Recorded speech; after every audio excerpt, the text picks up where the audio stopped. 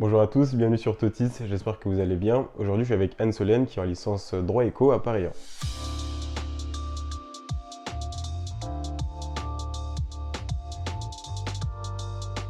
Mais du coup si tu veux te présenter rapidement. Ok, donc je m'appelle Anne Solène, j'ai terminé ma double licence cette année en droit et économie.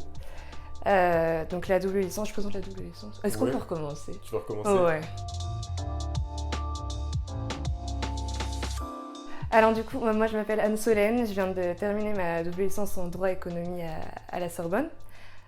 Donc c'est une formation qui est sélective, c'est une formation post-bac qui concentre des enseignements en droit et en économie.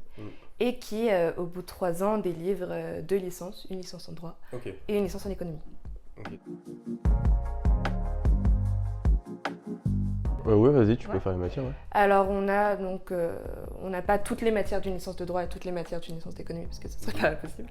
Mais on a les matières fondamentales en fait de chaque cursus. Donc en économie, ça va aller des théories économiques en passant par les maths, les stats, économétrie, microéconomie, macroéconomie. Avec aussi des matières plus spécifiques comme économie du budget, économie des marchés financiers par exemple. Ok. Et après, on a aussi en droit les fondamentaux, donc en droit privé on a droit des personnes, droit des biens, droit des sociétés, droit de la famille. Et on a aussi du droit public, droit constitutionnel, droit administratif. Donc voilà. Après, ce qu'il faut noter, c'est qu'on n'a pas de droit pénal, par exemple, et que c'est une licence où en fait on n'a pas le choix de nos matières. Du coup, voilà, c'est assez imposé, donc faut vraiment checker les plaquettes avant, en fait, pour être sûr de ne pas avoir de regrets à ce niveau-là après.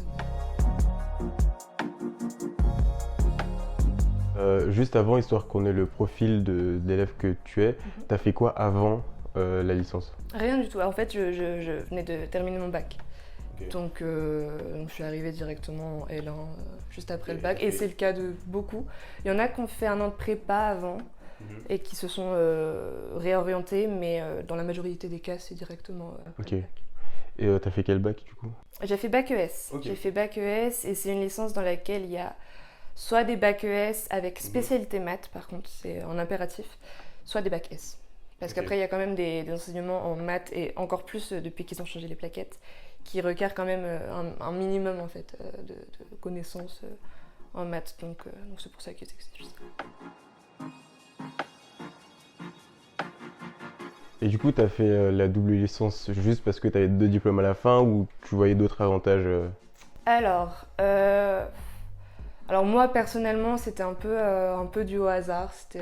Voilà, j'avais fait un bac ES donc je voulais continuer en économie et y ajouter un bagage, je trouvais ça intéressant. Et après les avantages, je pense que pour beaucoup c'est une double licence qui a l'avantage d'avoir une pluridisciplinarité qui ressemble à celle de Sciences Po. Ce qui fait qu'en fait dans les étudiants de la double licence, il y en a beaucoup qui ont été refusés à Sciences Po et qui se retrouvent dans cette double licence là. Ouais. Donc voilà. Après, les autres avantages, la combinaison de 2 matières, généralement, c'est toujours quelque chose qui est à privilégier. Et là, c'est deux domaines qui se complètent bien à plein de niveaux. Donc, c'est assez intéressant. Et du coup, au niveau des méthodes de travail, des types de devoirs qui sont demandés dans cette licence, c'est quoi à peu près? Alors, ça va être totalement différent en fonction si c'est en économie ou en droit. Ok. En droit, ça va être... en fait, chaque semaine, on va avoir des travaux dirigés qui vont nous demander de préparer. Souvent, on a des arrêts des juridictions, donc souvent, c'est la Cour de cassation. Donc, en première année, on va devoir faire ce qu'on appelle une fiche d'arrêt, c'est-à-dire présenter l'arrêt, etc. Et au fur et à mesure des années, on va apprendre à commenter ce type d'arrêt. Donc, il y a ce type d'exercice.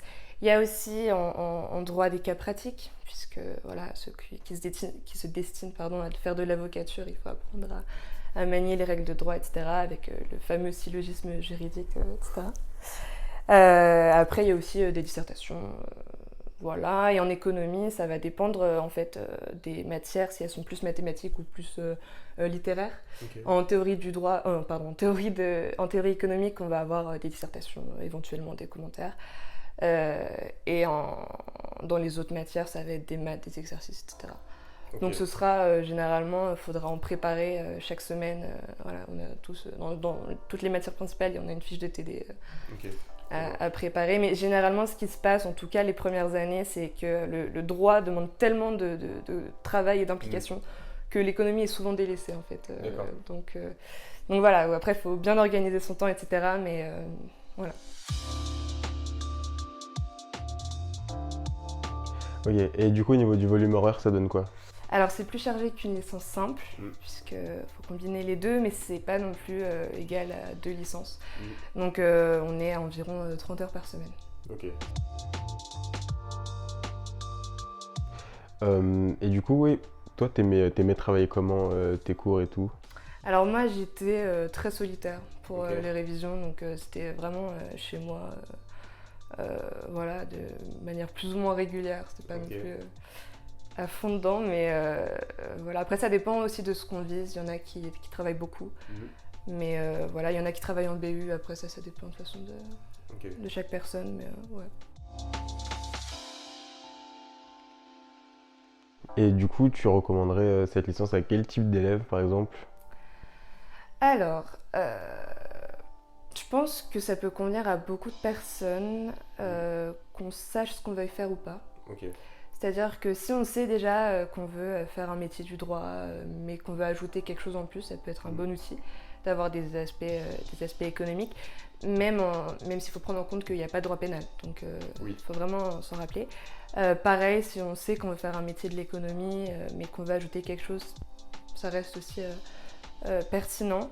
Après, moi par exemple, je ne savais pas ce que je voulais faire.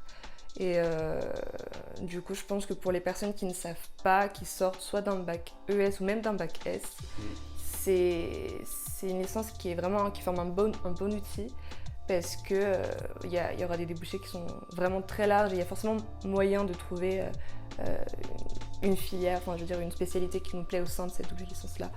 Donc finalement, je dirais à tout étudiant qui est un peu perdu après le bac, qui s'intéresse un minimum à ces problématiques-là. Et bah, du coup, ouais, d'ailleurs, au niveau des débouchés, ça donne quoi? Ouais.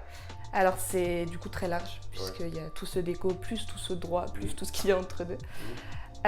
Donc, dans les professions, il y a toutes les professions du droit, avocature, magistrature. Il y a aussi tout ce qui est travailler dans les administrations, donc passer les concours de la haute fonction publique. C'est un bon passage. Pareil pour tous les métiers économiques. Donc concrètement, après la licence, on peut faire un master de droit, un master d'économie. On peut aller en école de commerce aussi. Il y en a beaucoup qui font les passerelles pour aller dans les programmes grandes écoles, en école de commerce. Beaucoup d'IEP. C'est quoi? Les instituts d'études politiques, les Sciences Po. Ok, d'accord. Donc c'est aussi, ça marche aussi. Ça demande d'avoir des résultats assez bons, mais c'est une voie qui fonctionne dans ce sens-là. Et après, en fait, là, c'est les voies les plus courantes, mais je pense que on peut même aller totalement ailleurs dès lors qu'on a un tel bagage, parce qu'il est très, très intéressant. Il donne beaucoup de compétences, à la fois juridiques, économiques, et beaucoup de techniques, finalement. Et avec la diversité des méthodologies, on peut aller un peu partout, finalement. Je sais qu'il y en a qui sont allés en école de communication. Donc voilà, a priori, c'est pas du tout lié, mais au final, on fait un peu ce qu'on veut avec, quoi. Ok, je vois.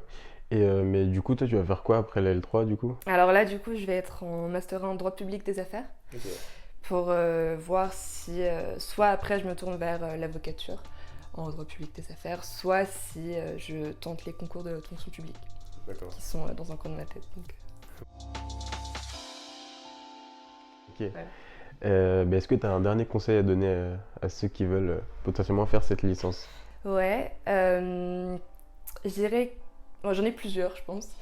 Déjà, il y aura des difficultés, donc je pense qu'il faut les prendre une par une et les surmonter, y arriver. Il ne faut pas se décourager. Enfin, je pense que c'est comme toute filière ou tout cursus, mais voilà, il faut vraiment pas s'inquiéter. Tout le monde est passé par là, tout le monde est passé par des 3 en droit. Il ne faut pas avoir peur des mauvaises notes en droit, parce qu'il y en aura.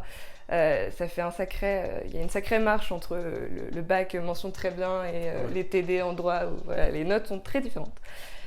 Mais on s'en sort très bien, donc faut vraiment pas s'inquiéter. Il faut persévérer. Et aussi, une autre chose qui est un peu plus générale, je pense que c'est un cursus qui est très bien, mais qui sera encore plus solide si on le lie à d'autres activités. Enfin, je veux dire, ça peut être un engagement associatif, Ok.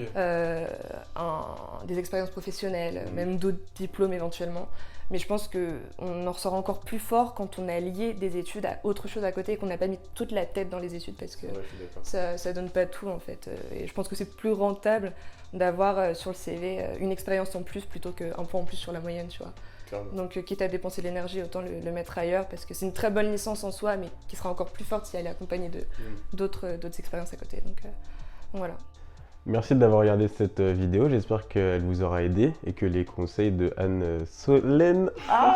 J'allais dire, j'avais tout, j'avais Anne-Marie, Anne-Sophie, j'avais tout. Ils sont tous des filles. Mais vraiment.